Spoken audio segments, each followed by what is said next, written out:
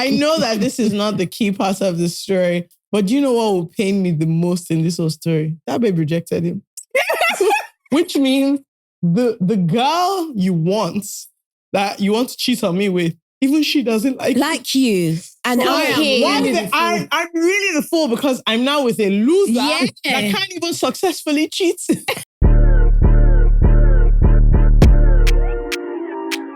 Are you into Bebo? Keep telling people you have anxiety issues. It's a lie.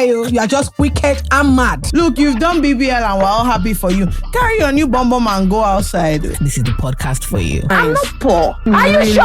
It's because they are vaping. Now everybody's marrying on time. At your big age. Wait now. Do you know that I don't have clean pants to wear tomorrow? I said what I said. The Unsolicited Opinions podcast starts now. Please, this is a public place. Hi guys, my name is Candice Brathwaite, and on today's episode of I Said What I Said podcast, I talk about parental estrangement, raising my preteen daughter, how men are blood clots, and just, other stuff. So give it a listen. Hello, boys and girls. Hello all.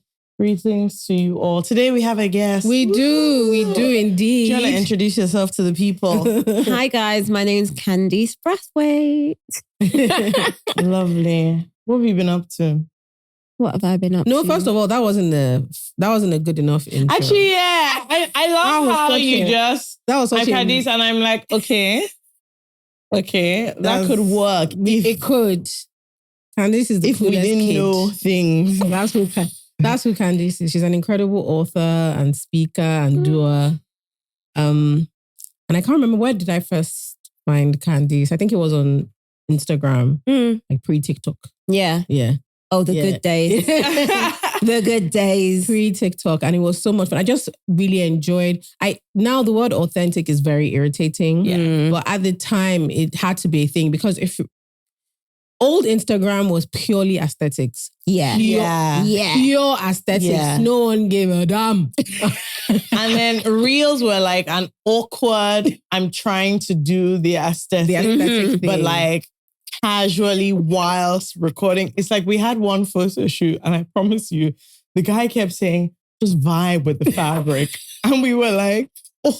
Yeah, so our friend's brand. He was like, trust me, just vibe with the fabric. So Beckham and I were like, the fabric. And then we were like, he was like, don't worry.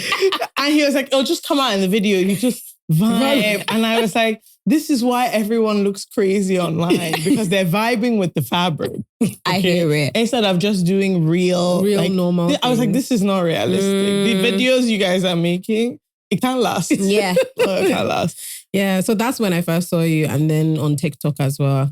And I just always have thought you're really cool. You're a great gingerer. Yeah, you're a gingerer. This is how you give me, there's sometimes you get on your Zoom and I'm like, I feel ginger. Oh, no, I know what you mean. I feel empowered. Yeah. I'm like, I'm ready. Vim is coming up in me. And I feel like, you know what? This is a day to achieve things. Yes. I love that. That's the feedback. And going back to what you say about authentic, I wasn't always at all. When I started using the internet, I thought there was a vibe I had to follow. Right. Especially because the arena I was in was extremely white and extremely middle class. So I thought there was a way I had to posture and be. And then that kind of fell apart publicly. And I was like, you know what? If anyone is going to hate me, you must hate me for who I am. Yes. Yeah. You cannot hate me for a fake version that I'm giving. If you now today say, oh, I don't rock with Candice Brathwaite, you actually don't. Because this is who I am in every capacity. Whereas maybe 5-10 years ago, if you said you didn't like me, that wasn't even who I was. I felt like I couldn't show that yet. And then to go back again, to talk about being authentic, especially Black women, and it's layered, right?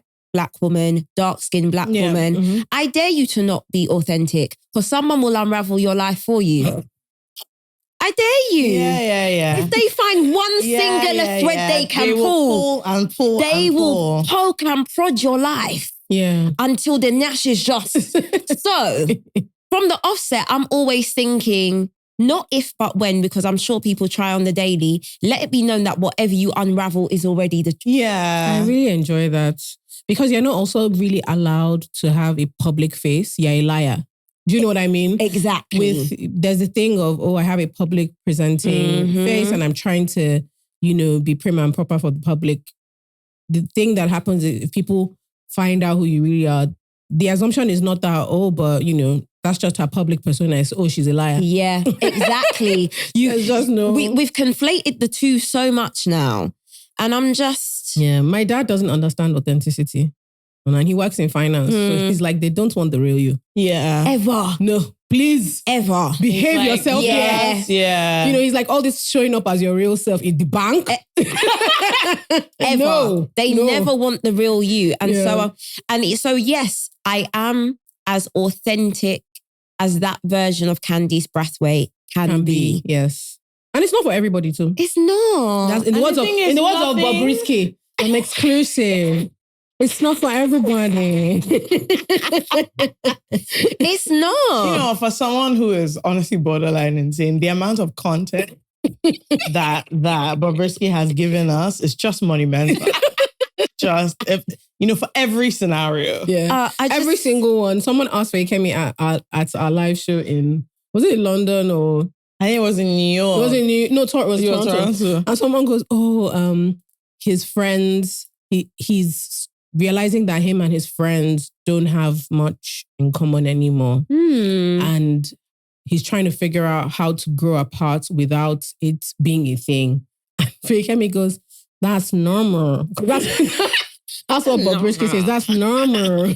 It's very normal. But yeah, honestly, and even the authenticity, it's not for everybody because people become too familiar. They are rolling up to you like who are best buds and they know you. And it can be jarring. Yeah. That in and of itself can be so, so jarring. But we're going to get into that. What have you been up to? Absolutely nothing, babe. Oh no, honestly. You see, this summer came along, I said, no, I must respect the summer. Because last year, I didn't respect the summer. I was very stressed last summer. Really? Yeah, I was really stressed. And I said, this summer, it doesn't matter what is happening. I need to look back and know that I had a good time. Yeah. It can't be everyday HMRC, bills, children. It can't be. I've been outside a lot. I've been shaking my bum. I had a time this summer. I can't lie. I love that. Yeah. And so I've not been thinking about work so I've not been up to much and I'm learning to enjoy that. Yeah. Because we come from cultures, not just like heritage, but solely as Black women, where the pressure is next thing. What are you doing? What are you working on? Especially if you're creative. Because the creative industry at the moment is in shambles. So there's people are judging you hard if you don't have a pitch. If you go somewhere and you don't have, I'm working on this story, and if you don't have anything to say, people are looking at you like, yeah. Do you know what time it is? Yeah. Yeah, it's really, really, I don't know, it's overwhelming sometimes, and it's easy to start to feel bad if you don't trust in your own source. Yeah. You hear what other people are working on and you're like, yeah. Yeah. But I think it's like, to be honest, maybe the Lagos in me, I feel like enjoyment is a noble pursuit. I hear it. Like I very hear it. serious enjoyment. You need to. You need it. You need it. In life, it's just, you need it. Because otherwise, honestly, things are already just going mad on their own. So you don't now need to be behind it every time. And do you know what I realized looking back on last summer? I said, wow, Candice, there's not a storm God hasn't brought you through. When you actually have to just sit down and meditate, I was like, for every time you've been stressed and thought this was the end or there's no way back, every time you recount those steps in your life, God has brought you through. So it is actively a waste of your time to stress like this. And it also shows distrust. To some degree, the way we worry shows distrust. If you really trusted, the worry can't do you like that. And so this summer, I used it as a way to double down on my trust in God. I said, well, hey, the problems will be there in the ember months. So let's pause and we can circle back. I wish this was the summer I was having, honestly, because I like this version of, my dream these days is to be like, I'm taking like a 6-month sabbatical. But then I have to ask myself, with which money? Which money is there? As it is now, once the sabbatical reaches 3 days, I must get back to work. I must go back. So I must open my laptop. What do you guys think we're just doing too much? Like my mom recently... We are, of course. My mom has recently been telling me like, no, she's too Nigerian to be like completely relaxed, but she's just like, you're putting yourself under too much pressure. She's like, all these achievements, you must do this and you must do that. She's like, must you? Exactly. Must you? Like, yes, you want to. Let's start from the ego part. Like your ego wants you to do certain things, but this must, like, oh, so many people expect so much. Girl, thank you. It's ego. Yes, mom. Relax. I'm sorry. She's like, relax, please. And my mom is she's like, if you want to have children, don't fry your eggs with anger. Fry your eggs with anger. Relax. My mom's angle is different because I was telling her that I wanted to move my flight. I meant to leave on Sunday. I just wanted to move Friday. I have a meeting. I wanted to go. She's like, oh, you just came back from tour. You haven't really rested. I was like, I didn't go out for like 2 days. And she was like, yeah, I don't think that's what I mean. So we did a thing and I was like, we did a show in 3 places. It was not that serious. And she's like, this is the problem that you guys have. And the thing is, our success is now public. Yeah. Whereas 20, 30 years ago, you had a little win, you told your friends, you maybe went out for a drink. Everything is Instagrammable and postable and you need a video and everyone's caption must say, I'm so delighted to announce. I have nothing to announce. Please don't. No, and guys, I really mean it because I know some people must sit here and be like, oh, she's just going through a thing. It really is a new phase of my life. Sometimes you find yourself in that constant loop. So something happened yesterday and my first instinct was to try and pacify. And then Fakemi was like, no, like we're not doing, that's not what we're doing here. No, just tell them no. And guess what? Once we said no, they were like, oh yes, it's true. Well, so sorry. They just want to see how they can flex your boundaries. They always want to see how they can flex your boundaries. Yeah. And once you do that one too many times, it becomes the standard. And people talk. In all industries, people talk. Exactly. Oh, they will take this. They will not stand by that. People talk. So if there's going to be a talk, let the talk be. No, they stand on business all the time. So the money and the vibes have to be correct. Yes, 100%. Oh, I love that. Well, so Candice, in the right place. Because you are. Our listeners have issues. They have so many problems. Honestly, oh, Jesus. One thing about them, they do have a problem. Okay. So they write into the podcast with some of their dilemmas. Serious. And so you're going to help us. Some serious, most unserious. You understand that some of these are like essays. No, it's not. I'm like, you guys, it's because therapy is so expensive because the length of some of these, I'm like, if therapy was cheaper, you would not be here. They definitely need rewrites. No, that one I can't tell you. These ones, they need rewrites. No. This can't work. Someone came up to me at one show and was like, you guys haven't read my dilemma. I was like, was it more than 7 lines? She was like, I'm not going to lie, it was long, Sha. Like, no, you need to condense it. Come on, bullet points. Let's make it as short and as sweet as possible. Hi guys, we're talking about making money moves today, and here's how you can make some of those moves with Miss Anne. Yes, whether you want to pay a vendor abroad, you want to send money to your family, you want to pay for your subscriptions, you want to send me money, you can do all on Miss Anne.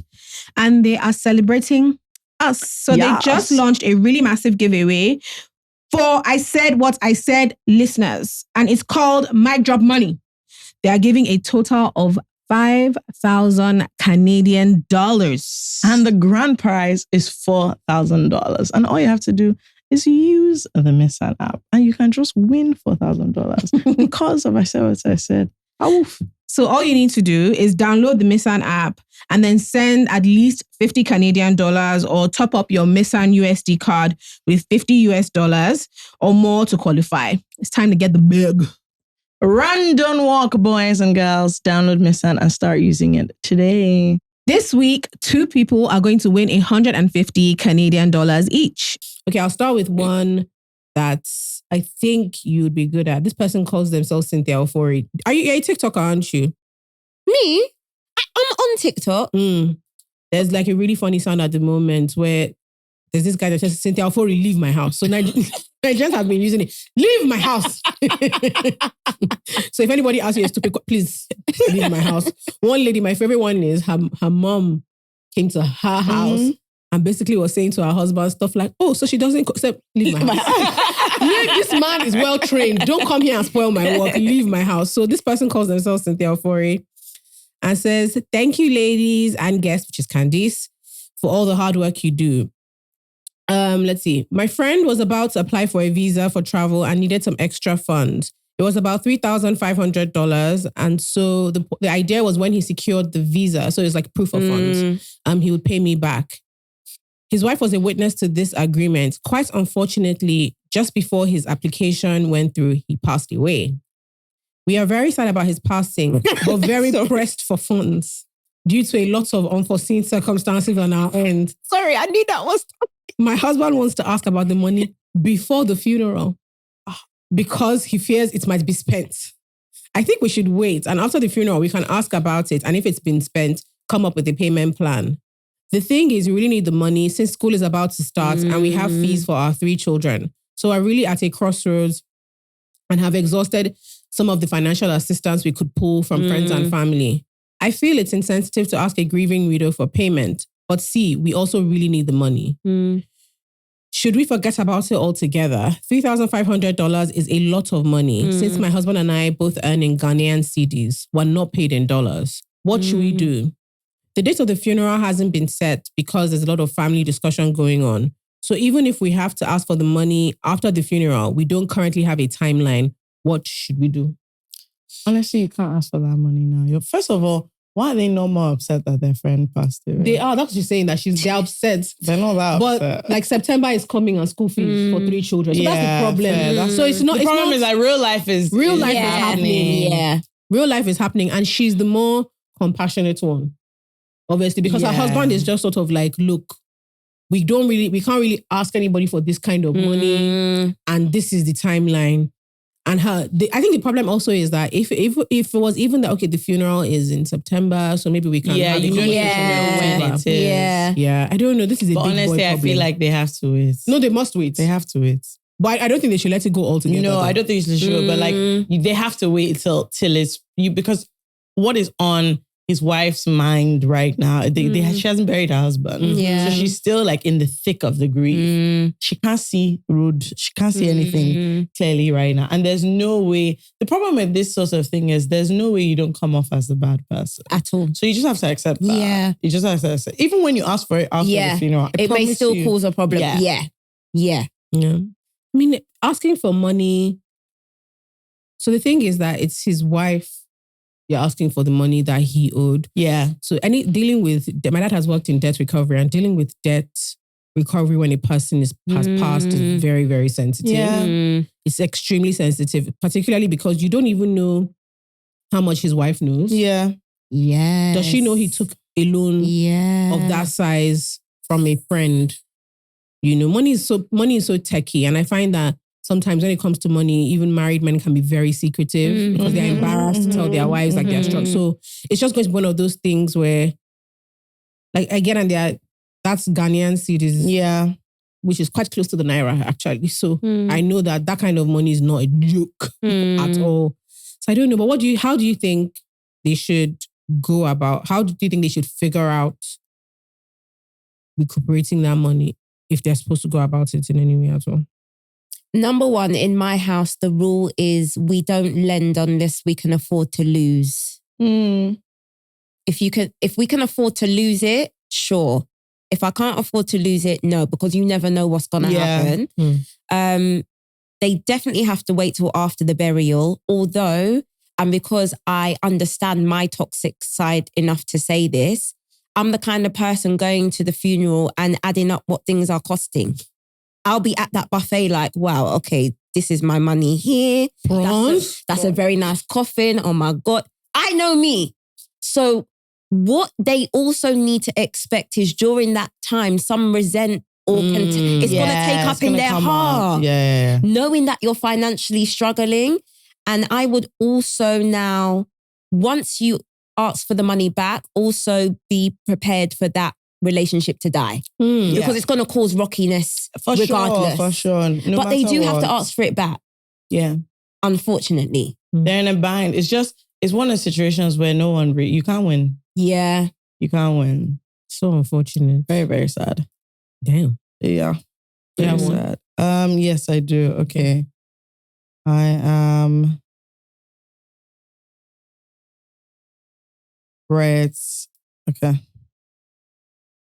One sec. I just lost the one. All right, here we go. Jola's Blue Nail says, hello, Jola and FK. I've been obsessed with your podcast since I started listening. Thanks, girl. I'd like to know your thoughts or advice about friendships. Omar, I have chopped friendship breakfast for the past 4 years of my life. Most involving being ghosted by long-term friends from secondary school or just being ignored. I'm in my early 20s, by the way. I'm usually a therapist friend or what people will call the thoughtful friend in most situations. Those that have ghosted me usually come back whenever they have a situation, then ghost again after they've regained their momentum. I've confronted a few to ask if I've done something wrong, but I'm usually met with, I was going through something or I'm emotionally unavailable. While I'm aware that they talk to other people or at least mutual friends, I've expressed my feelings about this to other friends I thought I could confide in, but eventually they end up treating me worse than those I complain about, which is funny, right? These situations have made me become more withdrawn and I don't get invested or put energy into friendships anymore because I am drained and scared the cycle will keep repeating itself. I really want to hear your advice about this because I'm young. I'm not desperate for friendships, but I don't want to continue my life being scared of getting close to people and then getting ghosted again. What do you think? Friendship. I don't know, has terrible and bottom barrel behavior, really. And it's very hard to be logical about it because it's like, is it me? Why is everybody? That's what I'm walking away from me. I'm trying to figure out. Like, why do they think it's okay to treat you like that? I'm trying to think of like a practical. Well, you know what? I think a lot of times these things, so she said it's a lot of like her secondary school friends. It's a positioning thing and not bad on her, but they've seen you one way. And because you're not sort of fighting yourself, standing up for yourself, everyone keeps treating you that way because everyone is treating you that way. And it seems, okay, so there's an unspoken contract that this is the friend you are. And like, you know, one of those things where I'm sure in their minds they're like, oh, it's her, she'll be fine. Like, I don't have to check in on her, you know, but when I'm going through something, she'll be there for me and then I can go and come back. And so they're just playing in your face. And the problem is you keep going to then ask, oh, have I done something wrong? Instead of realizing that actually no friends of yours should be treating you like this and realizing that these are not your people. And your focus should be actually, I need to find real friends who are my people because for whatever reason, this group of people is not it. It's not it at all. They don't even rate you at all.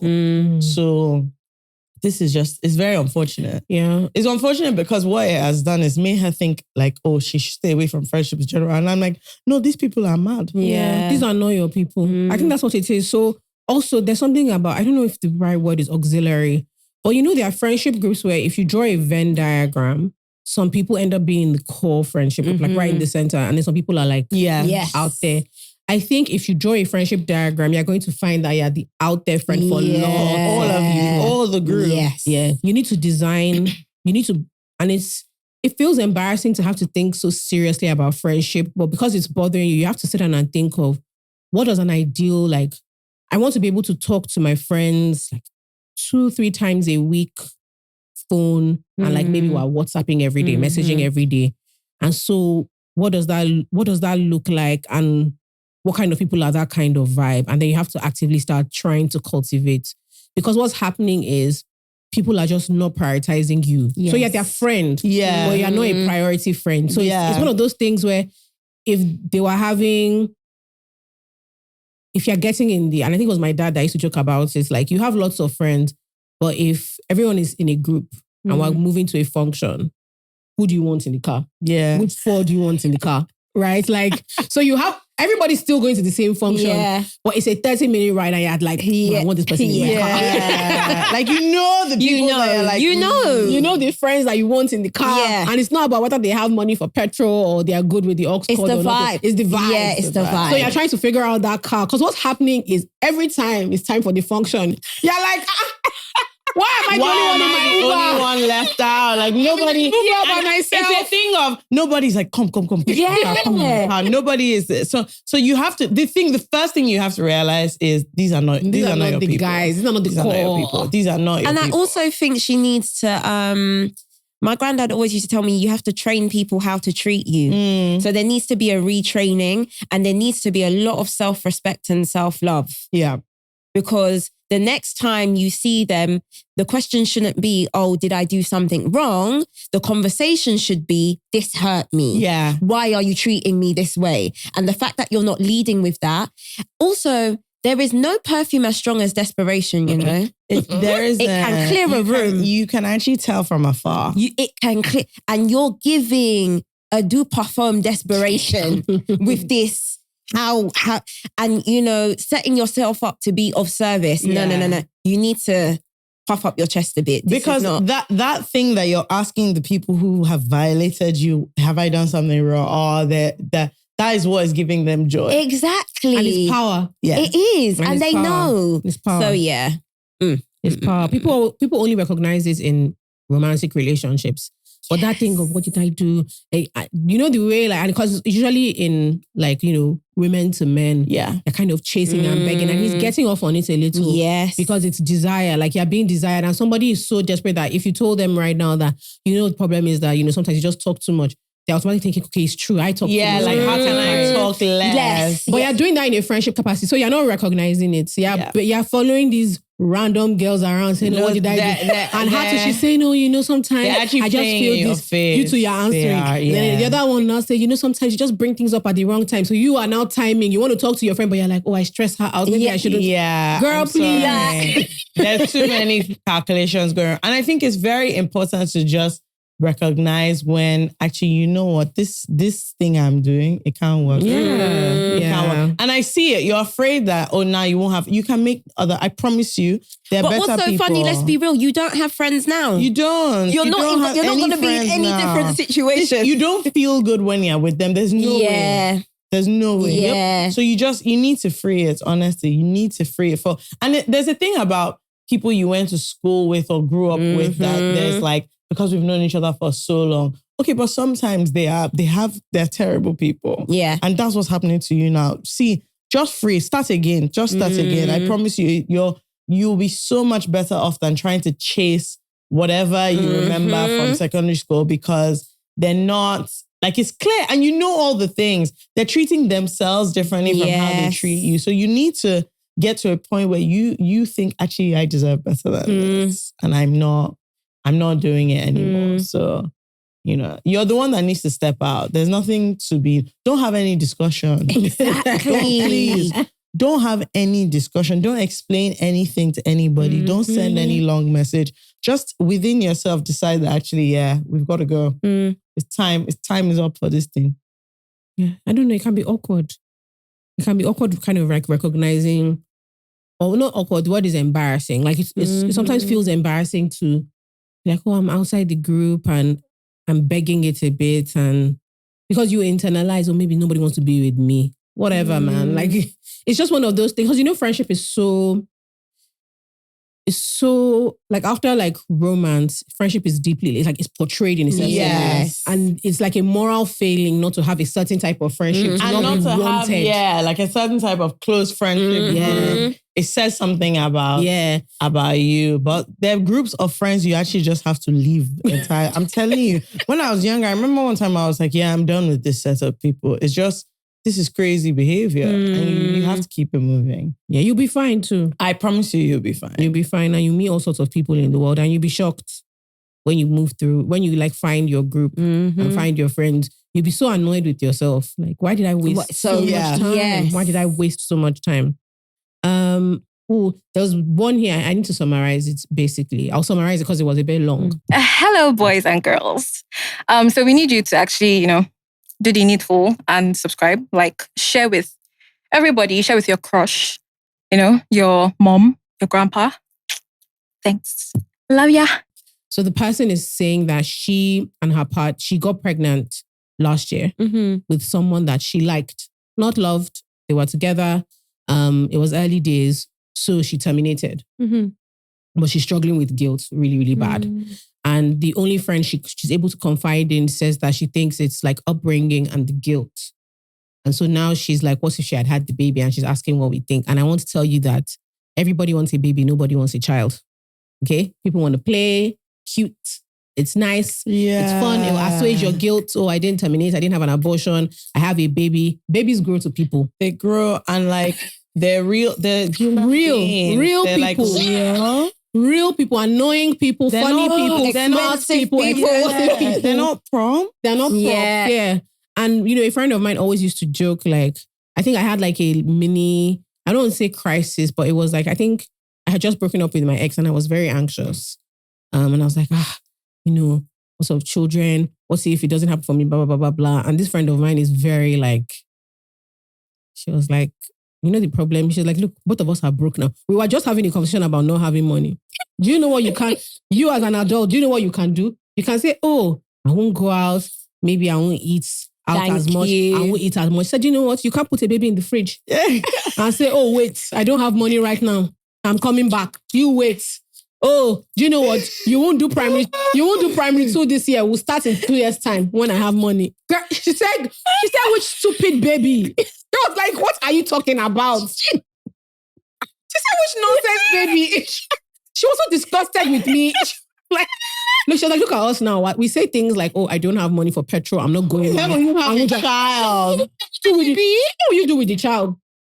Like, oh, sorry, I don't have money for food. Just wait in the fridge. I'll bring you by September. Don't worry, they're going to pay me one big money. I'll bring you out of the fridge. Anything you want to eat. She was so confused. So yeah, but genuinely, like, obviously this person is struggling, but I need to tell you the truth.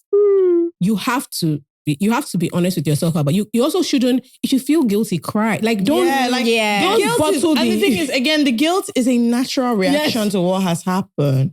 You terminate a baby, it's a complex thing. But it was the right thing for you guys to do. Also, you are going to have a baby with someone you are not really, hey, sis. I know that the picture you have in your head, you and that man were doing rubbish and it went left. Don't think that you having the child, like, you just have to sit in your guilt and work through it. There's this thing you're doing about the what if is actually not productive. At all. No, it's not productive. And I'll always say, like, babies, who doesn't like babies? Babies are good. They smell good. Lovely. They make us feel good. Yeah. They need you so much that there's no bad person to a baby. Yes. There's nothing. Yes. The baby is just looking at you like, oh my God, you give me so much comfort and you're so incredible. But then they become people with needs. Like, I remember asking my mom one time, like, was there ever a time you just thought, why did I do this? Yeah. Like, when as children, even though you love us, you just don't like us. Like, we're doing things that are so disappointing or so hurtful. This is not how I raised this child. Why is this child treating me so badly? Why are you being so mean to me? Why are you being so rude? She can't do it. I'm a child. Like, that is it. So I think it happens a lot. A lot of adults have problems with their parents because their parents don't like who they actually are. Yeah. Yes. And then they're wishing for the baby that they had that can't come back. So sometimes I wish we could have like harder, more honest conversations as women. Yes, it's true. You might feel bad. You want a baby, but were you ready to raise a whole human being with this person? You definitely weren't. Without because them. you made a clear decision because you weren't ready. And also, babies can't really solve some of the issues that we're using them to solve. Or this thing of you're lonely, that's not going to help. You're better off getting a dog. Yeah. Yeah. I'm. How can I explain it? Because I had an abortion when I was 19, 20, and I stand by that with such an empowered spirit. Because if I had that child then, I wouldn't have the kids I have now. Yeah. And I don't just mean that in a sense of meeting someone else. I mean that in a sense of really going into mothering, understanding what I'm getting myself into and raising those children without having expectations on them. I'm doing my best as a parent to clothe, feed, instill values, But when they turn 18, 21, 25, I'm not expecting to find value in them for me or validation through them. And my love is not hinged on whether they disappoint me or not. Where I think if I had a kid at 19, it would be all of that. Yeah, you would need them I gave up my youth for you. You needed to be quote unquote worth it. You need it. I stressed for you. I did all of this for. I can really imagine Candice as a mum at that time, and now looking at me as a mother at this time. I'm like, that decision well informed these decisions. So it's not to say that I don't have empathy for it. I do want to leave space for the women that have made that choice and don't feel guilt, because I don't. There's not one fleeting moment where I'm like, oh. And I would like to think it's a no judgment zone, but I think, again, she's going to just have to sit with that and work through that. Sure. And in 10 years, retrospectively, it will make sense personified why you made that decision. It's very messy and cloudy now. But again, like you said, the money, the support, the time, where's it coming from? Because last, you can only depend on yourself with these children. Trust me. I've built a very beautiful network now, but like you said, they're only babies for a time. And then when it's the child that needs school fees or that's all on your head. It's not. It's not what, and the thing is, you're having a moral sort of quandary, which is fine. Yes. Like, it's okay to feel the guilt, but again, these are real things. This is a real person. Like you have to take it out of your head. So it's fine to work through your feelings, but don't let this what if push you in a place that, frankly, you can't be. And you have no business being. You have no business. I also want to say something because I'm guessing, hazarding a guess that she's also religious. Yes. And for me, there's something that comes, I'm Christian, so I'll tell you what I know from there. The attitude is that an unplanned child is almost like punishment for having sex, right? Like, so you are doing what you weren't supposed to do, so carry your burden. Like that's the attitude, and that is not true. So you have to stop thinking about it, like almost like you evaded the punishment you are supposed to get, and now you want to punish yourself. Now you're punishing. So it's like, I was having sex outside of marriage, and now see, I got pregnant, and what did I do? I terminated. So now look at me, like you're trying to. And I think there's something that does too, and it compounds guilt, right? And maybe because in pop culture, like abortions and termination are spoken of as almost, there's because we overcorrected. Yes. And so women feel bad for feeling bad. Yes. And because we wanted to remove like the stigma and the shame and the guilt, a lot of women are confused that, so why don't I feel good? Why don't I feel right okay? For me, yes. But it feels like shit. Why am I feeling away? So, but the main thing I actually want to say, I need to say that a human being is not punishment for sex. And that is something that a lot of religious women are. So they beat themselves up for years and years and years and years. Like, so I thought I was sharp. There's also another layer of, every child is a blessing. So now, God's time and all. So it's really messy. And you need to work through what you're feeling, which honestly, I think is okay to feel like this. Exactly. But please don't let it make you think that you might have made the wrong choice if you honestly weren't ready. It's just, also it has happened. We have to take that on. And there's also a way, especially I think in Christianity, which is very sad, where if other bad things happen, all of a sudden it then becomes it's because you had the abortion. And I'm like, again, you're not being punished. But this is not the cause. That's not how it works. This is not now the cause of all these other bad things. But a lot of people make women feel like, but you did that. So clearly these are the consequences. And so I don't want you to follow this train to where everything in your life now that's coming up is going, because I did that. Just, you need to honestly work through it. That's the only thing that I can say. I think you should talk to someone. It's valid grief. And, you should speak to somebody about it.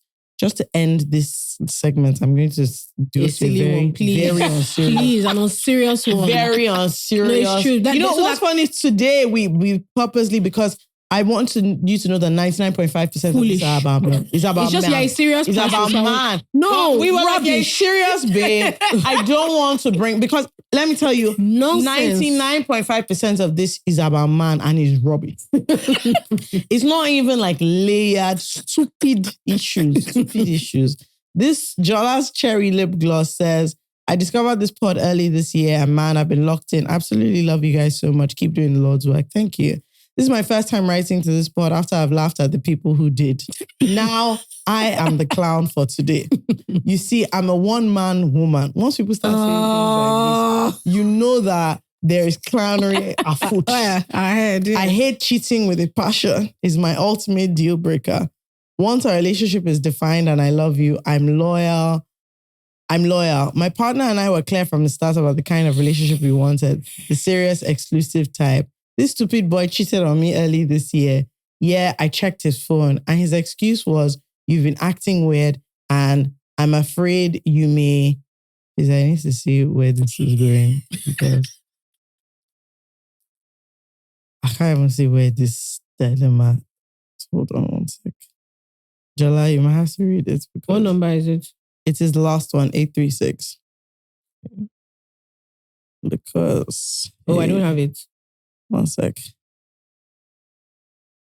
The formatting has scattered. It's the very last one. No, I don't have it because I don't have internet CS on the phone. Okay. Literally stops on me at 835. Oh, wow. Okay. I hate cheating. I know Okay. where we're going. He says, you've been acting weird and I'm afraid you may wake up and one day leave me. So I needed backup.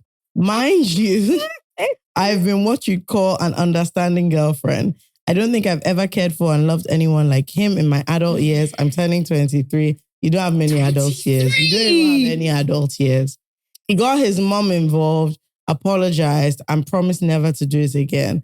I forgave him and boom, he said, moving forward, I'd like it if you respect my privacy and stop checking my phone. Yeah. Okay, nobody you go tell me what I go do. I partially agreed for peace to reign and we continued. Late last month, the same thing happened.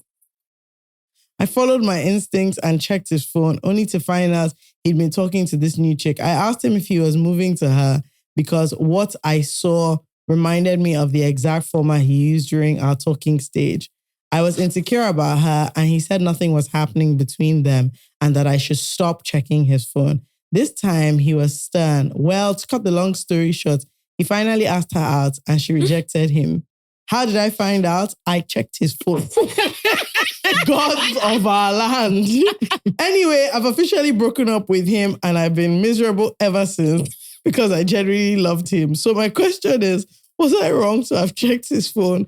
And will I see husband with the way I'm moving? Your 23 is showing. Let me tell you, these adult years you said you've had about 1. You want less than 1. Maybe. Because what do you know? What?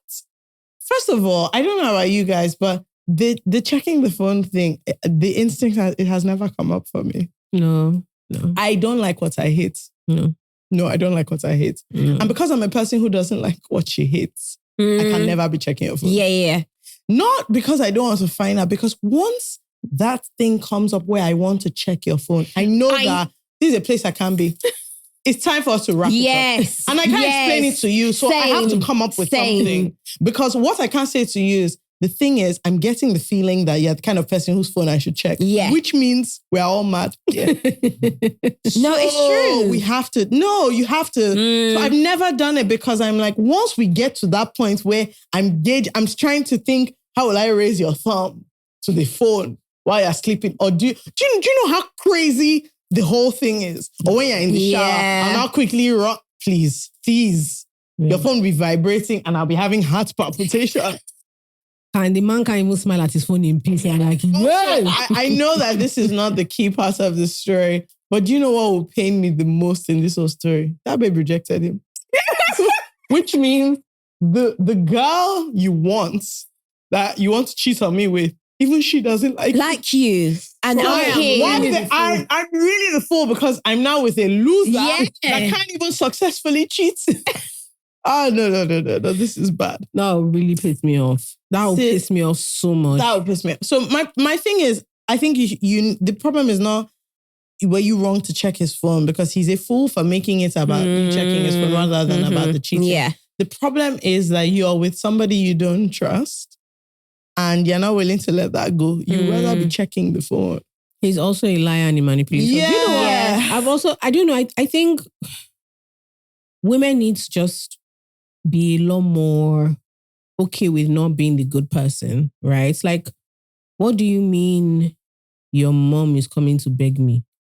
What's my business with her? Like, I don't get it. I don't get it. I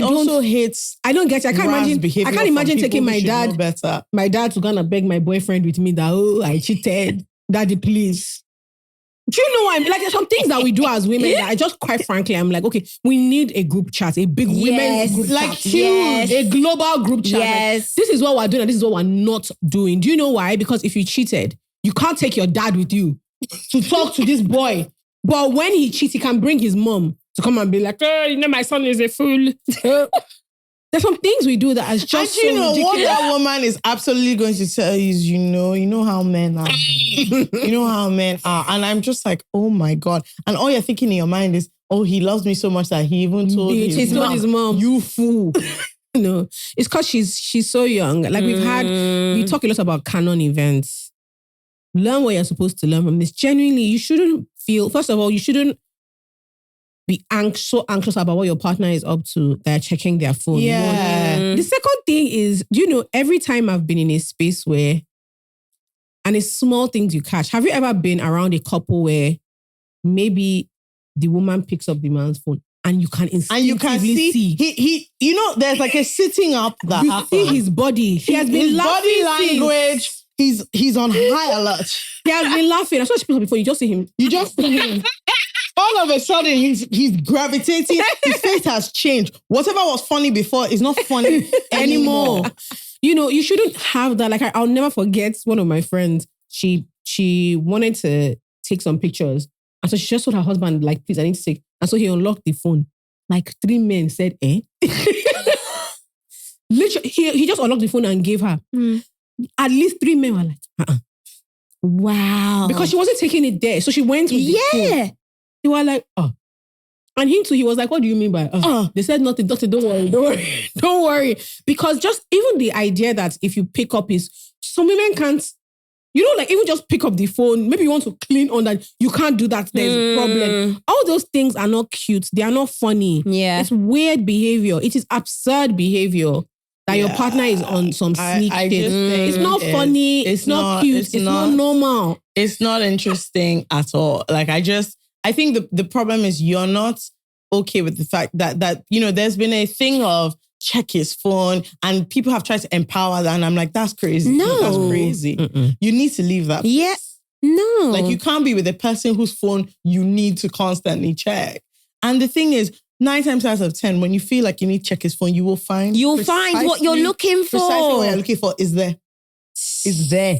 Don't worry. It's even there. So listen, I think you're young and like you live and learn. You live and learn. Honestly, you live and learn. It's part of it. Now you've seen this, and hopefully what you take from it is, I can't be in this situation again. And it's fine. I think you're okay. Please stop checking people's phones. Please stop checking. Don't be checking. Because my own is just any man that's making you crazy. You gotta bounce. You have to I always feel like an imposter in conversations like this. I've been with Bode 13 years. So I don't even... Yeah. You know when you don't even know the concept of what people are talking about? You know how many times Bode's given me the code to the phone and now I can't remember. And he's like, I told you what. So when I hear stories like this, I really have to go back. Yeah. And I'm not going to lie, when I go back, I'm embarrassed. And I'm humbled the fuck.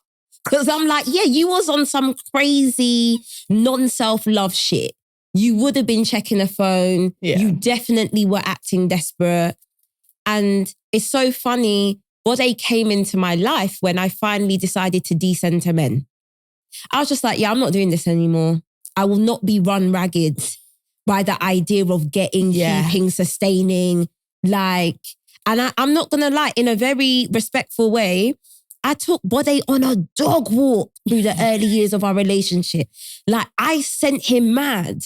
And there was a part of me that was like, this is part test, but it's also part fun and retribution for all the years of madness I've suffered at the hands of men. So now this one who says he really loves, do you really love? Let me see how mad I can be to see if that love will sustain.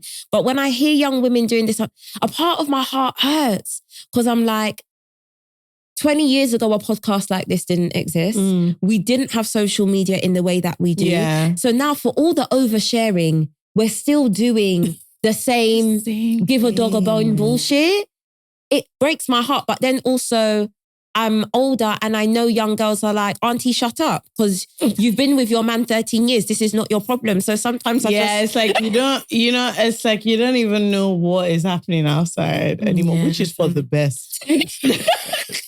I don't know. I feel it's rough. I remember, another thing really is, and maybe we can talk about this a little bit, is a lot of the talk about decentering men isn't really about focusing on men. It's about manipulating men into wanting you more. And that's why some of the advice is so bogus. Yes. Because it's not actually about you figuring out what a full happy life looks like, regardless of whether or not you have romantic love. It's about playing a game so that men see you as more valuable. Yeah. And that is not... They've taken the language of decentering men and they're using it for these play hard to get men. Yes. And I'm like, guys, what year are we in? Yeah, it's really weird. All this play hard to please stop all these things. Act like you don't care about certain things. Yeah. So for instance, like, that the whole like, so some of the advice you get is, let him do his own, you do your own. You're not that kind of person. Like, you're just not. You care. You are like, so you're a lover girl. Yeah. You're so deeply unhappy. So much. Yeah. You're so unhappy. So I think some of the stuff is that it feels confusing because you think the entire essence is that you shouldn't have to. I remember being 23 and wanting to be like, and there was so much love at home. My parents are obsessed with me. I don't have, like, I joke about it all the time. I don't have my sob story is so irritating to hear. I don't have one. I would, what's the problem? My parents cared about me so much. It was just too much. I was under pressure to do well because my parents I was deceived that I could do anything. My parents sent me to private school. God, what can I do? I don't have a sob story, but there was a time where I just really thought it said something about me to be desired and to be wanted. And so I was so anxious about it that I would spin myself in circles to be considered cool by a man and to be sexy to a man and to be funny to a man. And so I understand the desperation to you're trying so hard to understand men and to keep this one that you kind of like so that the story sounds cute, but all those mixed up feelings are not actually normal. Like it should feel nice. There's the anxiety about wanting your partner to be happy and trying to make sure that, you're not like, you're a happy space. Yeah. And this home is a great one. But there's so many mixed up feelings that we've normalized. It's that are actually so crazy and so abusive. What do you mean he was stern this time? I don't check my phone. What are you saying? You're 20, let me tell you something. 23-year-old girls, let me not lie to you. You're wasting some beautiful years. You're wasting some beautiful years. I feel so sad about the amount of time I spent thinking about posturing for foolish men. Like, and the problem is they weren't even men. Foolish. That is the problem. I'm so shy when I look upon some of the men that I was running mad. I show some of my friends pictures of my exes and they're just like, are you well? No, this cannot be a real person. This is an AI formulated man. Because and at the time you were so desperate. You will be so damn bad. Oh no. When it gets to the point that you're crying, you're begging God, if you do this for me. And God, if you do this for me. Let me tell you what was funny. As a Christian babe, you will now also pray if he's not the one removed. As God is removing him. Like that's actually not. It was a joke. I just said it. Why are you removing? No, I get it completely. And there's so, like, I think back and I'm like, there's so many things that I heard, I rationalized. Yes. When I was like 18, 19, one guy told me that, you know, the way he just is, there's nobody he can talk to every day. And that's just his character. Like, he can only like do max, maybe we talk like 2-3 times a week. That's good. I said, me, I'll not be saying, oh, is this like a talking day for you? Help me, please. Hey! I said, wow. Yes. Wow. A talking day. No, we've been through a lot. You'll be fine. You'll be fine. But there, you'll be fine. You're going to remember this story one day and literally just burst out laughing. Yes. Yeah, you laugh. And the thing is, look, it builds character. Okay, you need some of these stories under your belt and discernment. So that when you see it next time, you're quick on the uptake. You're just like, you recognize the feeling. You're like, oh no, we're not. What we're doing is not this. That. Yep. Yeah. It's not this. But yeah, Candice, so one of the things I really admire recently is you and Esme, your daughter. Yeah. Like on TikTok recently, like you've been talking with her a bit more and we're kind of hearing her thought process. And what I've really, really enjoyed, I was talking to a friend of mine in Toronto. She has a pre-teenager and she's like, there's nothing anymore for preteens. So, you know, what we had with like the Miley Cyrus's and the Olsen twins and all of that stuff, there were stores specifically for us. There were books specifically for us. There was colored lip gloss was for us. Like there were world created. Like there was a world. Fanta lip balms. That was for us. Yeah. There was stuff for us, but there isn't much of that anymore. And the thing is, people think a lot of stuff that you carry in your adulthood as a woman comes from your early 20s. And I think it starts from like when you're leaving childhood. Yeah. Yes. So you're like a teenager, you're about to become a teenager, you're a teenager. That's when stuff starts to stick in your mind. Yes. And I love following women who talk a lot about how who they were has affected who they are now, but also like talk about how they're trying to help their own children navigate the world. Because it's the same thing. You are remembering how you felt. Yes.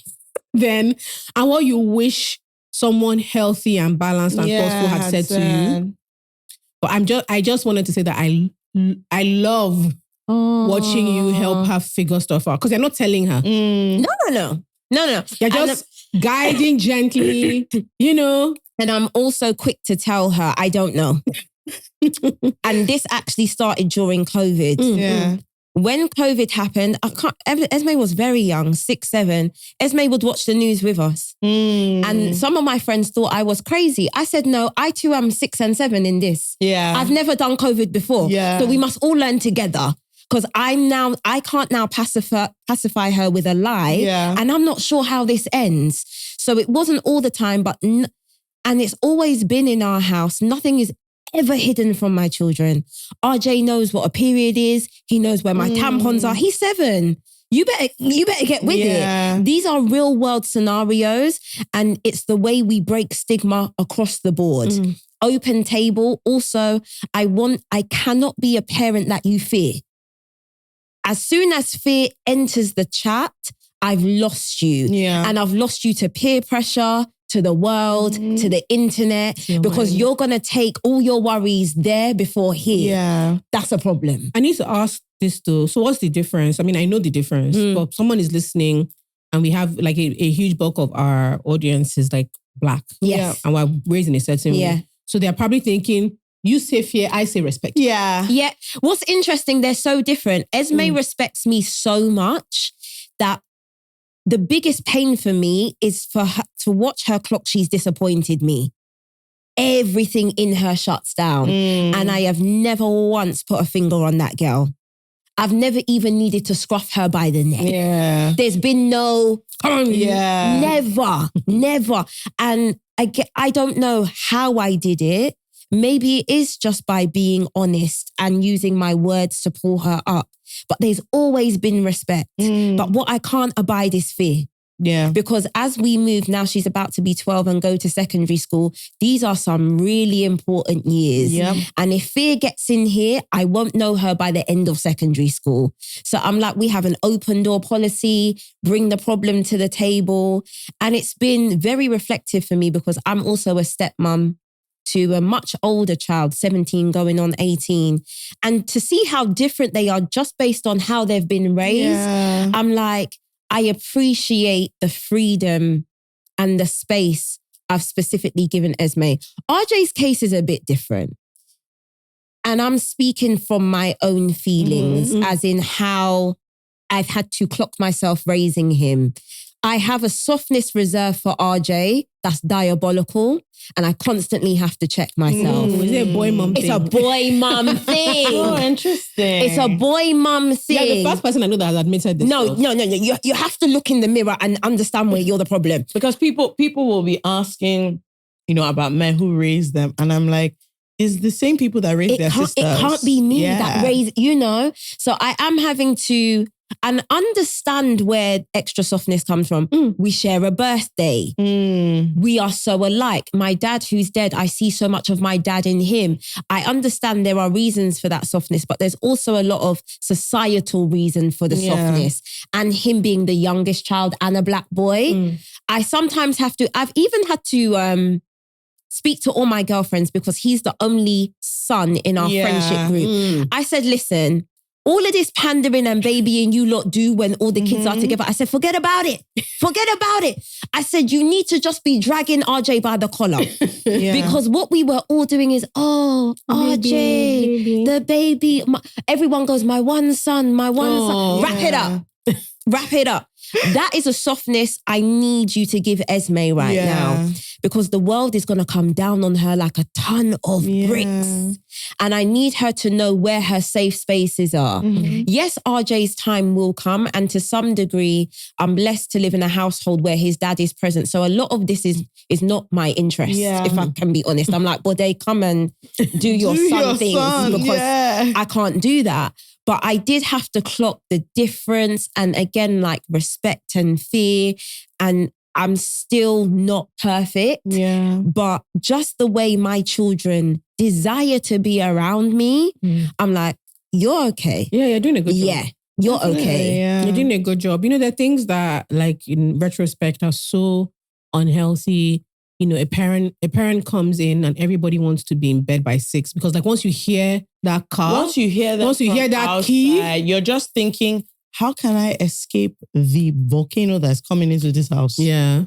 It doesn't matter. Everybody's panicking. Like, I don't want. Yeah, looking around. You're checking everything. That you were watching TV. All of a sudden, you're like, wait. My thing was, and I clocked this early in my relationship with Bode, when he used to come home and I was at home. When I heard his car, I'd stand up and pretend like I was doing something. And I only clocked this after 5 years of therapy. I was like, okay, that was a childhood trauma reaction where I constantly had to be busy. And to not to be seen to be being busy was lazy. And so whilst Bode never made me feel that way, it was coded in me, get up, stand up, act like you're doing something.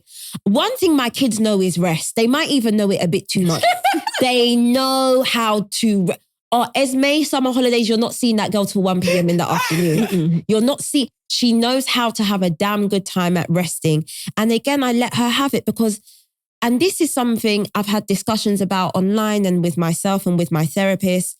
I said to my therapist, listen, they're going to the private school. We've got a housekeeper. There's 2 cars. My kids have never been on the bus. And that's not me saying that as a statement of pride. It's just their reality. I said, when am I going to get in the chat and make hard happen? And my therapist said, don't worry, life will catch them. Why must you be the first source of hardness? Why must I be the first source of skudoosh? Life will get you. And it will get you maybe when I'm not looking. It may get you big or small, but it will catch up. And once she told me that, I was like, okay, I don't have to be their first source of pain or trauma or a big life lesson that will unravel in time. A bit like you were saying, what's my sob story? I look at my kids and I think, I know you're going to go to therapy, but what's the chat really going to be about? It's all feelings I felt. It's also like decisions that I made. Nobody sent me. What's it going to be about? Yeah. But me having to learn to not want to be that vessel of pain or of rough up, huge. And I think this term is so overused now, but it was a huge break in a generational curse for me, especially from woman to girl. Yeah. From me to Esme, that chain has been severed. And it's cost me a lot. I won't really get into it, but I've had to sever that tie for myself in a maternal aspect to be able to do this. Because I think if I kept that thread going, I could not be the mum I am to Esme now. Because I'd constantly be looking at my own maternal relationship being like, well, surely I should be rougher, harsher. Imitating this, yeah. Yeah. Okay. Sorry, like this is such a deep episode. I didn't mean. Genuinely, I didn't mean. No, but I love it because I love like there's so much stuff going on. It's just real life. I just wanted to, because it's so crazy. I was talking to Tolani about this a few days ago. How many people feel guilty again because of what's portrayed? A lot of people feel bad for having the relationships they have with their families, right? Yes. And then a few days after we spoke about it, I saw on TikTok. A girl was saying, you know, something that she finds really weird. And she doesn't know if she's alone, so maybe she's the bad person. Her and her siblings are like colleagues. They grew up in the same house. There was not a bad thing. There was no abuse. But they're not close at all. And it's literally just like, hey, she said she literally, they speak like colleagues. Like, hey, how are you? How is work? Do you need anything? But beyond that, if something great is happening to either of them, they only call out of obligation when they've told everybody, like, oh, yes, I have to tell my brother or sister. And they feel really bad. And the comments were full of people being like, oh my God, thank you so much. Because I don't see non-chummy relationships. And I don't see, it's either extremely drastic or it's extremely excellent. Yeah. But I just don't see lots of, like run middle of the road. We're not that close as a family. Like, you know, like we keep it pushing. When I go for Christmas, I see everybody. I see everybody in the morning. I get there early because 12 o'clock, once we've had lunch, I really need to get out there because I don't really like these people and they don't really like me. But we love each other because, but there's no like, and I wanted to ask you a little bit about that because you've spoken multiple times about the importance of just recognizing things for what they are and not beating yourself up for it. Like if you have a great relationship, lucky you. If you have a bad relationship, lock it off. And if you have a mid relationship, that's also okay. Like it doesn't have to be, but there is like I don't even know where it comes from. No, I think it's like an innate pressure. Like why are we not a close but I think for ethnic women in particular, it's harder because it's sometimes it feels like it says something about you. It definitely. Society makes it say something Society makes it say something about you. And typically because ethnic women are the ones of holding the thread together in a family. Yeah. If you decide to cut that thread, auntie is discussing you. But also there are just situations of pain and abuse I cannot afford. Yeah. And I don't care who's dishing it out. I cannot afford it. And it was only having my children that made me literally stop in the road and do a U-turn and be like, I can't go any further down this road because that is not something I can afford for them to imitate. Yes, this is going to come at the cost of this relationship, this person being left out. But when I tell you I don't lose any sleep. Now, let me be clear. This doesn't mean that I don't grieve. Yeah. Lack of sleep and grief are two different things. Very, very different. Okay?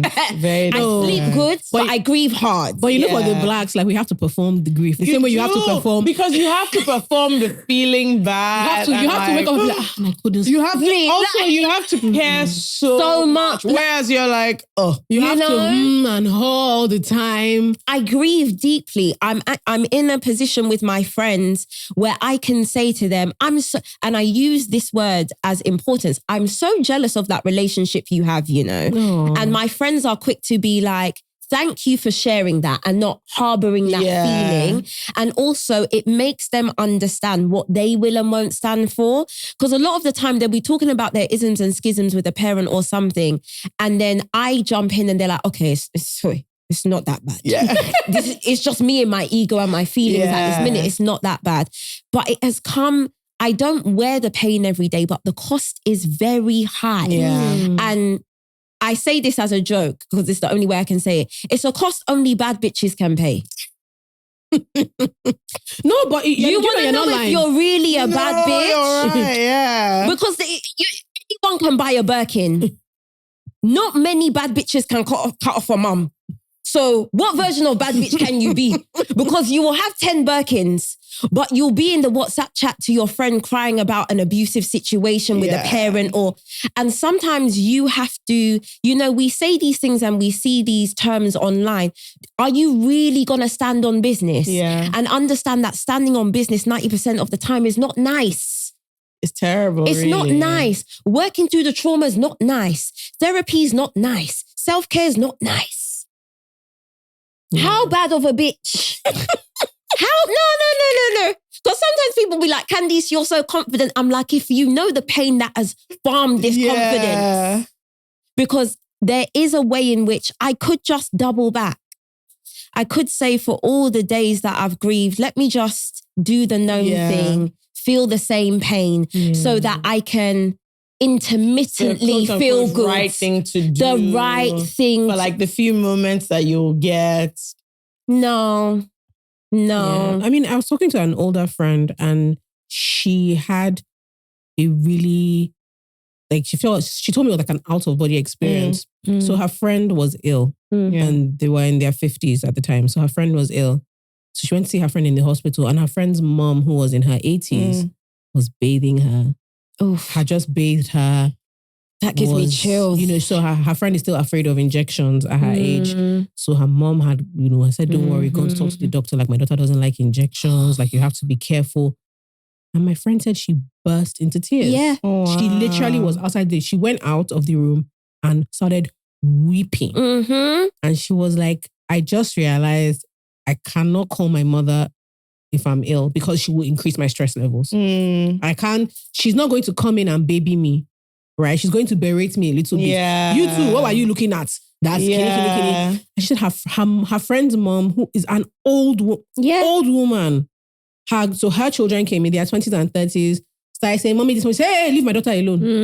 She's not feeling well. That's my baby. You are adults. Like, figure it out. That's my baby. Her husband came. They've not done this in the house. They've not done. She said, if you don't get... and she said it was just like a moment for her being like, this is what I wanted. And this is what this is the thing that's missing. And it was such a, and I was just like, and I was telling, she was like, she just didn't realize. So she was like in her own thing, she had to call her daughters to apologize because what she did was she overcorrected. Right. So she used to smother them. Yeah. And she used to get so offended if they didn't want to hang out or talk or tell her secrets or stuff. She used to get so upset because she was like, no, like I'm not going to. We must force it. And I just thought that is so interesting. But I think there's just a lot to work through or think about when we're honest about like, what is actually a good relationship? What is a good the impact it has had on you as well. Like a lot of people just need to stop and think, okay, how was I actually brought up? And what has it done to the way I approach my life currently? Honestly, sometimes when I do that, I feel shy. Because I'm like, do you know? I just think, this is a tough one. A tough one. If we go here, I don't know who can make it. Yeah, or wait, someone. I'm like the consequences of this. No, it's not okay. Someone said on TikTok that she was having an argument with her mom, and her mom said, "That's not how I raised you." She said, "Bet." Honestly, and like I said, I don't like to be performative. So yeah, but I grieve deeply, and I grieve in private, and I accept it because, like you already pointed out, I'm very good at just seeing a situation for what it is. Yeah. And I also have to self-reflect. This is interesting, especially because we spoke about it with men. I have to self-reflect and see where I begged for parental love. This is where I was going to say now, because this thing that she didn't have, there is a way you move through life looking for it. Looking up and down. You're looking. If it's not validation from social media, male affection. Male affection. And not just male affection. There's a way. No, that's the most recognized There's a way that you want men to take care of you. That when people say this, taking care, I'm like, is your parents that caused this issue. Because love and affection is one thing. This thing, you want them to turn you into a baby. I'm like, sis, these are deep-rooted issues. So I'm now looking for validation in every way that allows other people to abuse me. Yeah. Because they see that weakness. Certain people see that weakness and they're going to crack you right open. I said, no, one of us has to go. One of us has to go. And I'm just, again, therapy taught me, I'm so selfish, I will always choose myself. And I don't care who doesn't like it, but I vehemently choose myself. Now, as much as I'm in pain, guess who gets the glory of that? My children. Yeah. Because I chose myself and I have decided how I feel about certain people can never be how they feel about me. It's not gonna happen because there is a way in which I am raising them and loving them. And again, I also came from a space, and this isn't just parental, where love is so conditional. The minute you step out the boundaries of this was my expectation, the love is off like a switch. Now, I don't want them to, but should RJ do the worst thing in the world, I cannot turn my love off. Yeah. As much as public perception will hate me, the love I have for them does not work like that. And I think there are too many, especially Black women, suffering family relationships because they don't want to look like the bad guy. Yeah. Guess what though? You're already the bad guy because the second you don't dance to their tune, there's a problem, there's an upset. Me, I love to be the black sheep. Black like, black sheep. Yes. Run and tell the aunties that. And the feedback is, Candice is crazy. She's disrespectful. For saying I don't want to be disrespected, the floor is yours. For saying you can't talk to my children like that. Yeah. Oh. But guess what? What I find interesting about this scenario is the best thing you can do is take yourself out of the equation. Why? Because personalities like that are only looking for the next feed. Yeah. If you're not there to feed on, soon people turn on each other. Take yourself out of the equation. Again, it's not easy. There's so much healing to do. I could talk about this for hours. But yeah, honestly, and it's so, especially like from our culture back, there's so many things that are ingrained, and you find that what people even think respect is. I'm like, sometimes I'm like, yeah, this is slavery. It's servitude, yeah. It is. It is like it's a humiliation king, and I'm genuinely, and I'm not playing it anymore. It is because I'm like, what you think respect is me lying down every time. They want you to grovel and. They want you to, so it's like, oh, I did you the privilege of aiding you in this way or bringing you into the world or helping to raise you. So this is what you owe me. You owe me like, constant like emotional soothing. If I'm upset, you owe me constant reference to what I did for you whenever your success comes up. You owe me for like open door access to your entire life. You can't have any privacy. You can't have any special moments with anybody else if you don't involve me. It's 100% deference all the time. You can't make decisions about your career or your relationship without running it past me or running it through me. You can't change your church. You can't go to this church. You can't befriend that auntie. You can't. Everything has to run through and it can be a partner, it can be a parent, it can be a friend. It can even be children. I've seen children bully their parents. I'm like, what's going on? And there's like a thing of, I know better what is best for you than you can. And I'm just thinking, I don't know, weird. But before we run off, there's something I wanted to ask you about. You've built like a really cool career. Oh, no, you have. You've built a really cool career and you've built it in you've done the grind. Obviously, people see social media. Yeah. But you've done the grind. You've done it in media. You've done it in when you said five, I didn't even know it was yeah. You've done it in media. You've done it in literature. Like you're building a career that is very interesting and it's very cool. And as much as you care to give the public, you remained yourself. Yeah. But you didn't come from like a background that makes this an obvious choice. Oh no. Or a possible choice. And we have lots of like young women who listen and write to the podcast, and we get lots of one, I don't know what I'm doing. We get how do I figure it out? We have a lot of two, I constantly feel like a loser. Like in the world today, a lot of people really, before they've even given themselves the chance to fail, they already feel like losers. They feel like they're on the back foot. Like, oh, imagine being 25 and then you're you're still trying to figure out your first job, and then you're seeing, some 19-year-old has started a magazine. So they feel really weird. But I wanted to ask you about what it takes. Like, just walk us as much as you can through, this is where I started from. This is where I am now. And this is what I did. This is the work I did mentally and practically, kind of like to get along the way. So I started blogging. And I only started blogging because at the time I was working as a marketing assistant in a publishing house. And I noticed we kept giving bloggers book deals. And all I wanted was a book deal. And I was sitting there like, why are we giving...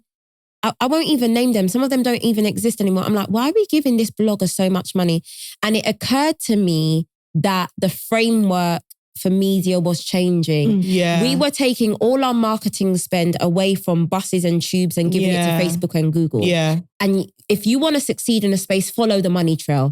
What direction is this money taking? Because that's how you get to be a good trend forecaster. A lot of people are like, oh, you've done so well in your career. What's the hack? The hack is I'm so good at trend forecasting. I know where a thing is going, what the next popping thing is going to be. And I can typically, if I can be bothered, because I can't really be bothered anymore, to get ahead of that. And so I was like, okay, let me become a blogger, because every time an author comes through this door and I'm sat in this shitty meeting about how we're going to promote their book, I'm jealous. That's another thing people need to key into. Your jealousy will never lead you wrong. You, as a fact, cannot be jealous of something you don't want. It doesn't stir the same emotion. The second I feel jealousy, I go to my notebook. I'm like, okay, bitch, you want that, because... this is not a feeling you can just attach to anything. Also, I'm not jealous of women with blonde hair. It just doesn't come up. Jealous of a girl with a good skin and a good bum? Yes, it comes up often because it's something I want. Do you get what I'm saying? And so during your career path, follow the jealousy, follow the money. Anyway, start blogging. I often say I don't advise this, but I also do. And then one morning, I just quit my job. No savings. I was say that she was broke. I was so broke. No savings. A 1-year-old baby. Bode's working. Like, I was insane. But that's the Pisces insufferable part of me. I was like, yeah, I've got dreams. I'm not going back to this shitty job. Bye. I'm going to be a blogger out in the world. And everyone was like, looking at me crazy, because, especially back then, publishing was like... you worked in publishing as a black woman, Hey, you've won the lottery, because this is a guarded iron gate scenario. They don't let anyone through. So why would you leave? And all I could say is, stupidly, I had a vision. And I was like, sitting here running checks for people I don't respect is not part of the vision. I must get busy on my vision and mission. Anyway, 4 years. 4 years is what it took to get a paid job. Wow. Do you know how crazy that is? And I remember the job like the back of my hand. It was with Dove. They were doing some baby products, and I got paid £1,000. So you divide that by 4 years, and you really think about if the sacrifice is £20 a month, isn't it? Is the sacrifice something you want to do? If that, right? And then you already have a child and you're like, One you can't put in the freezer. I can't put this child in the freezer and say in 6 months the we'll husband have the will check. be like, listen, I support your dreams. No, do you know what? I'm so shocked we didn't break up. Because looking back, as a man, I wouldn't have stood for that. As a man, I would have been like, you're on your Jack Jones. The child support is in the post, but I'm not doing that. I'm not doing this. I totally get it. And like, there were so many vivid arguments around that period, because I've stretched us for cash. Like, you've left your good job where you could build and ascend. And I never forget what he said one day. He said, you left your job to fuck around on YouTube. I'll never forget it, you know. Hey, I need to put that on a plaque, because these words have come back for me to reign. He said, you left your job. And I was like, yeah, I have. But I kept saying to people, you don't see what I can see. You also are not recognizing the gap in this market. Currently in the British blogosphere, Black girls are slim to none. Yeah. It's Black women talking about mothering, none. I was one of one for a very long time. And I have the marks on my back to prove it because them white women dragged me for filth. They put me through hell. Respectfully, they are scars that I earned. And so I just put my head down, and what you'll realize in your career journey, you'll get to a point where stopping or going back is a non-negotiable because I've already suffered too much to get here. Yeah, because I was going to ask, was there ever going to be a point, if 4 was 6, where you were like, I mean, obviously you didn't live to tell that to I didn't put a time on it. Yeah. I didn't put a time on it. I just knew. I was like, one day this is all gonna make sense. I never question the intuition or the and I'm good at not questioning it in the face of questioning. Because trust me, everyone's gonna, oh, she's dossing about again. Why don't you just get a normal job? Just go back to, is it ego keeping you here? Da da da da da. I'm like, one day you will run out of questions, and guess what? Everyone will forget this moment. Everyone will just see Candice Brathwaite and be like, oh, da, da, da, da, da. Everyone will forget when she didn't have money and this was just a hustle and a struggle. Anyway, it took 10 years. I would say though, the market has changed so much now. And in my opinion, not for the better, just because now the market is so open and so unregulated. Teens are building what they believe to be empires without having skin in the game, without knowing how to PR themselves, without knowing that you're constantly on the precipice of cancellation. Yeah.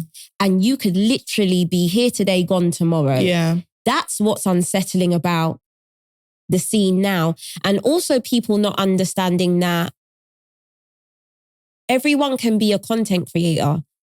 Can you make people feel a thing? Yeah, like can you be good? Business is linked to making people feel things. And should they feel things, their business will return. I can watch 10,000 get ready with me's. I do them myself. I like a bit of fun. I love them. But what are you building? What is the purpose of what you're building? Because we have I say it all the time, social media for me is the vehicle. It's not the destination. It's a great way to plug. It's a great digital CV, but I'm not hinging all my bets on, I must have 10 million followers. I like that you said that because a lot of people ask me about community. We talk a little bit and I realize this person wants an audience or they want the benefits of community. So they keep talking about it. You don't want a community. You want an audience. You want people that are adoring you, but then you want the benefits that come with community, and an audience doesn't give you that. And it's really weird. Like, it's very difficult to kind of explain that to people and to have them figure out, because nobody ever wants to admit to wanting an audience. Community is the safe word, right? And guess what? I'm old enough now to have done the work. 5 years ago, all I wanted was fame. More followers, more exposure. Get me in the picture. Why am I not at the event? God damn it. Why am I not on this list? Smash a plate. And multiple things happened. Number one, and I had to learn this because I didn't come from it. I learned that fame doesn't equate to money. Boom. God, I was like, oh shit. Chasing the wrong thing, bitch. Because hoe can be everywhere and rock like puss. Like, ain't got 2 shekels to rub together, but every minute she's in Tatler, but can't feed a cow. You see it? So I was like, okay, you are literally chasing the wrong thing. And then fame is not sustainable. Because again, it's for the audience. An audience that gets to turn you on and off whenever they so choose. Or a media that gets to build you up to pull you down. I was like, oh no, baby. Because even though I have a public profile, I'm still a Black woman. So slyly, I'm very private. And I don't like people in my business like that. So we're going to have to rethink what's going on here. Now I'm very keyed in to the money. I know how to do that very well. And I know how to have that perfect balance of having a public persona, but not now needing to be fed by fame. Yeah. You can't allow fame to get in your brain because someone else owns that. someone else pushes a button on that. And that's also something I wish young people knew. Micro and macro. Micro, the algorithm doesn't favor Black people. That's the micro. Macro, across the media landscape, your face still don't fit. You're still Black. Okay? And when you are not a tap dancing good Black, you'll see how quick you fall out of favor. So how do you want to play this? Yeah. I use my social platforms and no one can't tell me I don't have 1 billion followers. You can't tell me that, because more time, if a little something happens online, and I never speak on when things happen, the way my girlies come out for me, I just be at home drinking tea. And people be sending me the little screenshots on X like, oh, you're trending. Yes, love that. The way I said, wow, you can't buy an army like that. Yeah. Why? Because this is a two-way street. I put on for the people. I'm as authentic as possible. And like you said, I really value community. Yeah, you care about what they care about. And there's so many people with 10 million followers who wouldn't get 5 bums in seats in an arena. Because again, it's just audience, you know? I know I've gone all over the gap. No, it made sense. It made perfect. This is why we're here. I told you. No, we guys, do. this is what we do. All the gaff. We're just talking a lot. We love it. This is what we do here. We love I think that was amazing, honestly. Loved it. Before you go, one more thing. Yeah. When you got married, you said, I loved it. So you wrote that you're not afraid to change your mind. So everyone can kind of piss off. Because at the time you said you didn't care about it. It wasn't like top of mind. Oh, what, getting married? Getting married. Yeah. Like signing the paper was not something that you were thinking about. No. It wasn't important to you. But then you had a lovely, small, beautiful wedding. 27 people. And that was still 17 much. But I wanted to ask about being public presenting and changing your mind. And or like, because sometimes people feel, again, what you are looking for, fame, audience, has turned to a cage. Now, you feel like you can't say, oh, I thought this wasn't something I wanted. And now I do. Because now, again, like we said before, you're now a liar. You can't change your mind. You can't. And the truth is, that's just not real life. So I wanted to ask how your feelings changed and how you decided that, actually. So it was the one we had at the time, it was our accountant that made us get married. This man was like, the way I'm running these accounting books, you're making my life hard. Like, if you were just married, this will be a tighter process. And one way to get me in the room is to talk money. More time, I'm not listening. But when you start talking about the coin, I'm in the room, I'm alert. So I was like, oh, okay. Literally, I was like, oh, that's no thing. And then we just did it. But we've been together 13 years, married 4. So we were together a really long time. So marriage just felt like a natural next step. Also, we got married just before Insta weddings were a thing. No disrespect. But it's a thing now. It's a show. I think a lot of people want an Insta wedding, but not a marriage. Yeah, marriage isn't fun. Yeah, you wanna post the ring and the party and the dress. The wedding is fun. 3 years in, when you're having issues, no one wants that. No. You can't post that. Guess what? I'd already had the marriage. Trust me, I had the marriage. So now it was time for me to have my wedding, and it just so happened back end of COVID. No, none of his family could fly in at the time because of COVID restrictions. Not that they cared. And that's not to say that my parents-in-law don't love me. They love me deeply. But they were like, yeah, please, whatever, send us the picture because this is a long time coming, like chop. And I was just like, also, I spent quite a lot of money on my outfits, but that's what's standard. But I was like, I'm also not spending lots of money on this. You guys, we've been together for long. We got married on a Tuesday. Had a beautiful reception, told everyone to piss off by 10 o'clock, KFC on the way home. Couldn't be happier. But in saying that, and I say this all the time, so it's not like people can be like, oh, how can she say that? We're also really human. And I've always said, Bode and I have always said, should the romance not work, the friendship cannot die. Yeah. So should we ever part ways, if I meet someone else, you're going to have to get very used to his face. That's really my code in ways that are outside of the bedroom and romance. We've done all these years of friendship together, raised these kids. There's probably no one in the world that knows me like he knows me, and vice versa, just because we've been together so long. So I don't know. I just think I can change my mind because I'm getting older now, and I also think I'm in a position to change my mind publicly because I don't judge people ever. That's never been part of my brand. It might not be something I do. It's other people holding on to the thing for you. I'm just this like, what you did, and you're like, well, okay, no problem. And I also don't.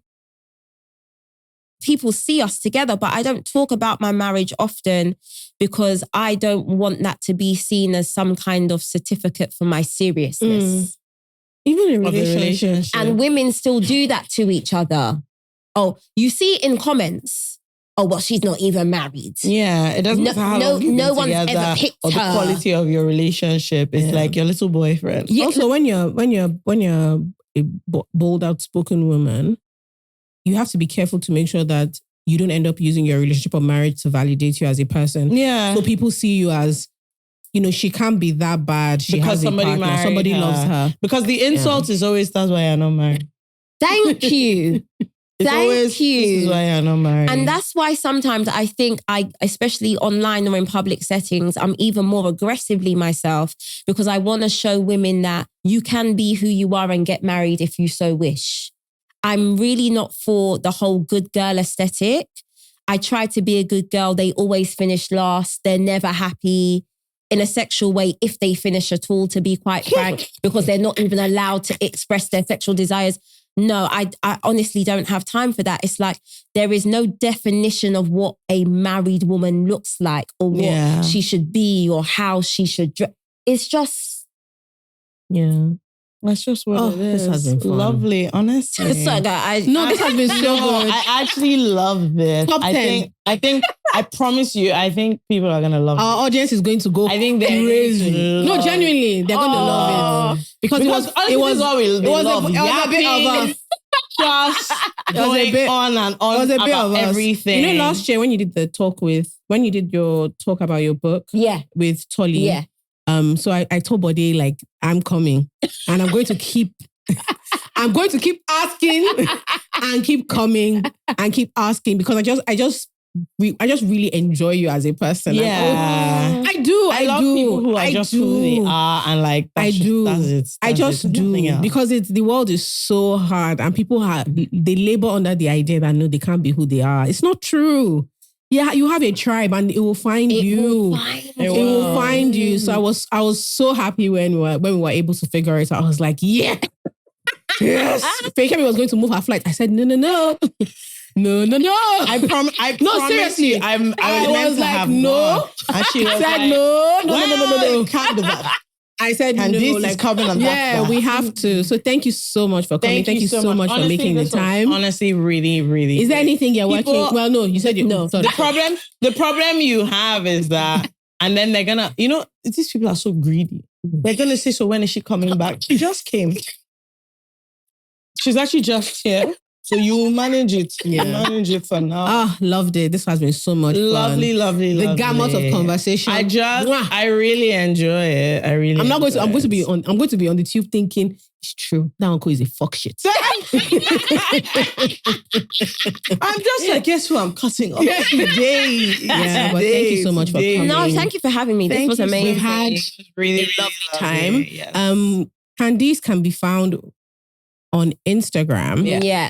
Kind of. On TikTok, really. Anything else, mind your business. She's not about that life. She doesn't want to be your friend. Don't worry. Just look for her where she is. And her content is incredible. Her books, she's written fiction, she's written non-fiction. Enjoy it. Go and read it. Go and read. People, let's do Open something. your mouth. Let's not just be like, you're making noise in her comments. Buy book. Buy the books. Yeah. Do something. And yeah, Candice, have a fantastic time. This is great. great. Love it. All right, guys, you know what to do. Do all the things. Do the things. Don't worry. All the liking, just do it. And we'll see you next week. Thank you so much. Bye. And this season is brought to you by Miss Anne.